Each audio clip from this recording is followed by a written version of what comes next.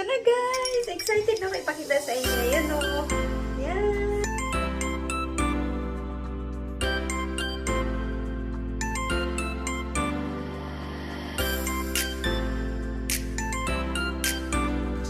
Hello everyone! This is Crafty Shuri and Vlogs once again. Kumusta po kayong lahat?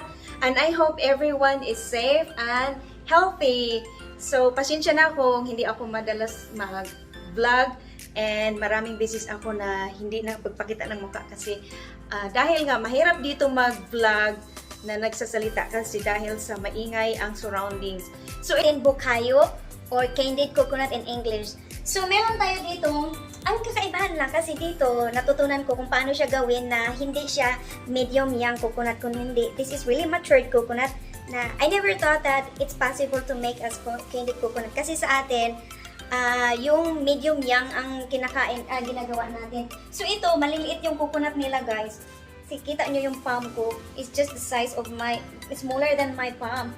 But our first ingredient, the coconut, and second is the jagery, or you can use the brown sugar, or the best is this one, or the muscovado.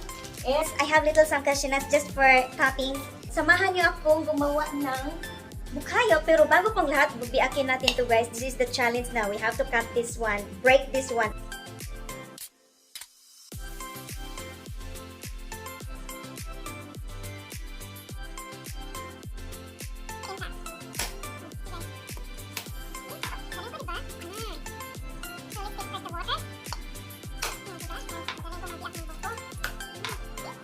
O, diba? Perfect siya. Perfect!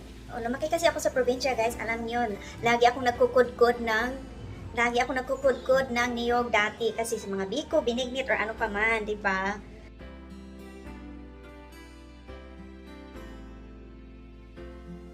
Mahirap na siya kasi medyo tabingi siya, guys. Galing. O, diba? O, nabibiak siya. Tapos, inumin natin to, guys. Alam nyo ba? Yan, sayang. Inumin ko pa rin yan. Ito guys, inumin natin kasi full of electrolytes. Yes. Not so bad. Average yung anatomies niya.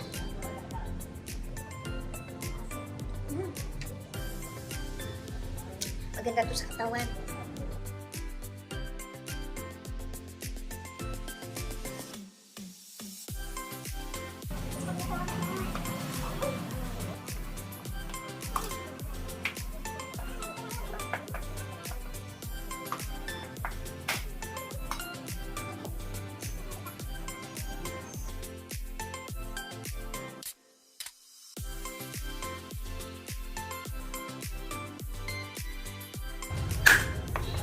Rocky!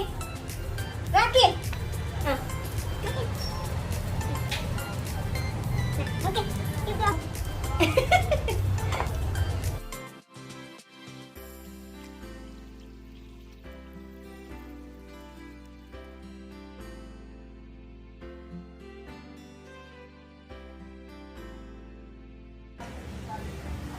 Yeah, be careful. You have to push like that.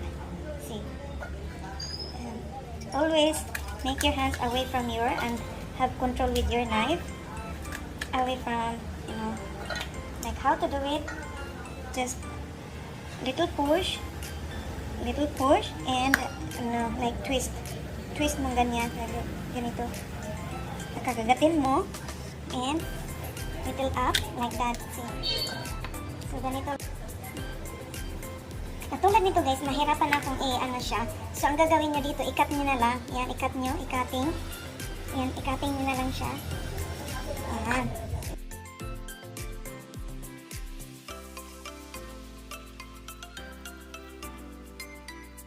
Ito guys, natapos ko na siyang gawin. So, ang gagawin natin since, siya, hugasan natin. Bago.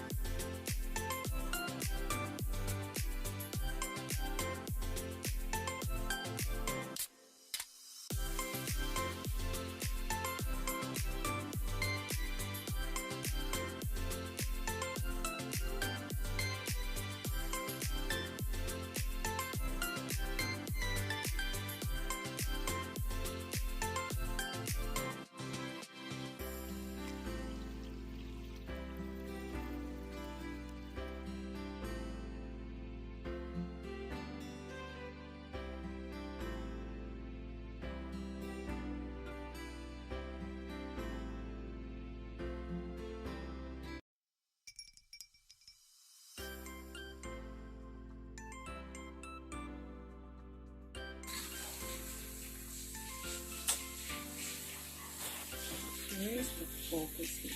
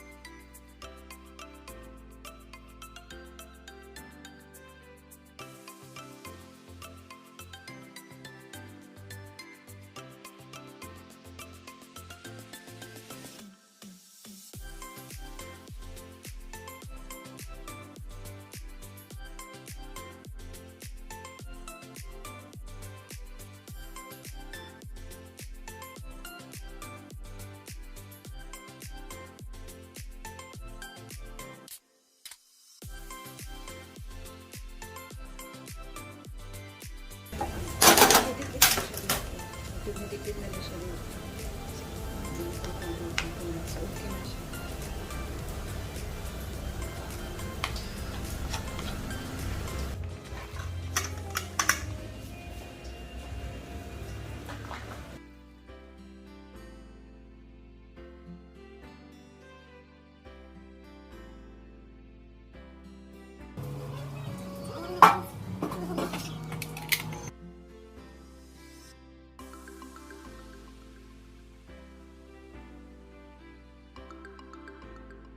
Ooh. When it's hot, it's really nice to make it because it's capable of shaping. When it's hard to do. When it's become hard, so it should be warm. Well, it's still a little hot. When my God, it's so hot. So guys, I made like I just like that compress each other and like that I press and like so now it become hard.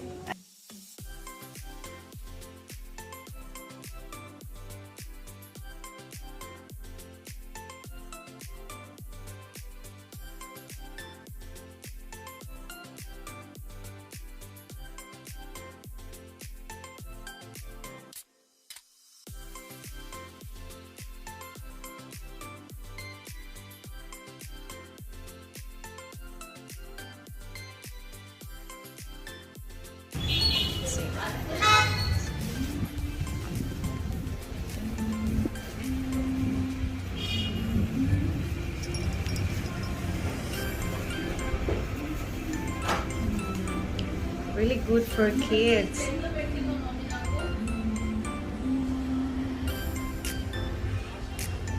See guys.